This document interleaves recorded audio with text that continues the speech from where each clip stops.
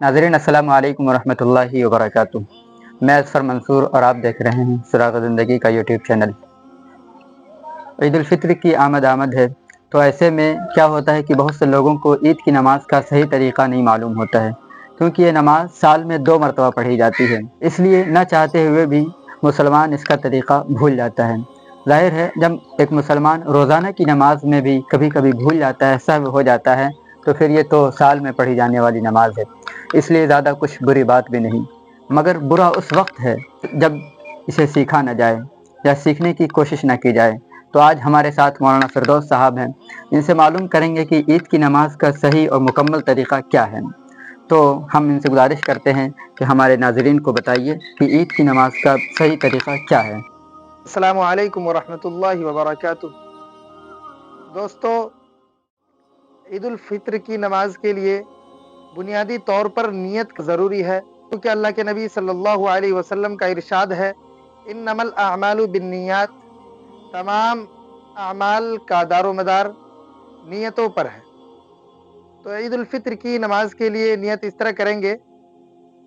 नियत करता हूँ मैं 6 ज़ायद तकबीर ईद उल फित्र की वास्ते अल्लाह ताला के, रुख मेरा काबा शरीफ की तरफ, पीछे इस इमाम के। नियत करने के बाद इमाम साहब तकबीर तहरीमा कहेंगे, जिसमें मुक्तदी को इमाम साहब के साथ तकबीर तहरीमा कहते हुए कानों तक हाथ उठाना है और बांध लेना है। उसके बाद सना पढ़ेंगे, सुब्हानकल्लाहुम्मा व बिहम्दिक व तबारक अस्मुक व तआला जद्दुक व ला इलाहा गैरुक। फिर इमाम साहब 3 तकबीर कहेंगे। पहली तकबीर में हाथ कानों तक उठाना है और छोड़ देना है।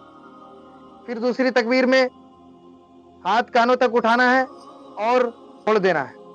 फिर तीसरी तकबीर में हाथ कानों तक उठाते हुए बांध लेंगे हाथ को। फिर इमाम साहब सूरह फातिहा और फिर कोई सूरत की तिलावत करेंगे।